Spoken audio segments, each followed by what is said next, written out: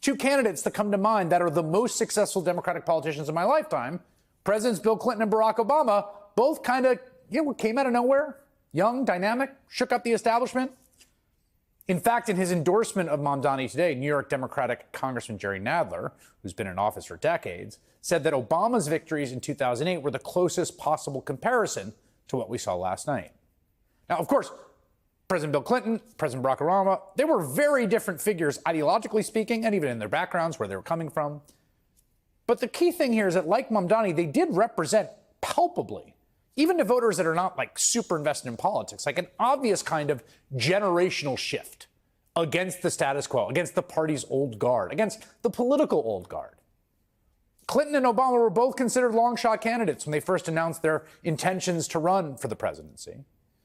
The two men managed to put together winning coalitions in large part by rejecting a party establishment that was seen as increasingly out of touch with voters. Make no mistake, this election is about change. Change in our party, change in our leadership, change in our nation. I believe we need a new kind of leadership. Leadership not mired in the politics of the past. Leadership not tied to the old ideologies. I recognize that there is a certain presumptuousness in this, a certain audacity to this announcement. I know that I haven't spent a lot of time learning the ways of Washington, but I've been there long enough to know that the ways of Washington must change. Good at what they were doing, right?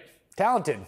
Now, for some reason, the Democratic Party sort of en masse seems to have forgotten just how important that is in politics, to run like really genuinely talented candidates rather than handing the reins to the people who've simply waited their turn. That strategy has proven pretty catastrophic. I mean, Hillary Clinton is a talented politician in her own right. She won the nomination in 2016, but chiefly it was on the argument that it was kind of her time to serve. And she lost to Donald Trump. And then, despite pledging to serve as a bridge to a new generation of leaders, Joe Biden, again, who in his time as a very talented politician, made the shockingly short-sighted decision to run again in 2024 before dropping out the last minute and handing the nomination to Kamala Harris, next person in line, with a very short time frame. But even after those defeats, so many figures in the party establishment seem to still fail to get the message. It's how we got guys like South Carolina Congressman Jim Clyburn and Bill Clinton himself telling voters that a disgraced 67-year-old former governor is the future of their party instead of an outsider candidate who did really manage to inspire voters. Again, in politics, you gotta try new stuff, right? Like Bill Clinton did that. Barack Obama did that. Lots of different folks of different ideological stripes have tried it. It should serve as a wake-up call.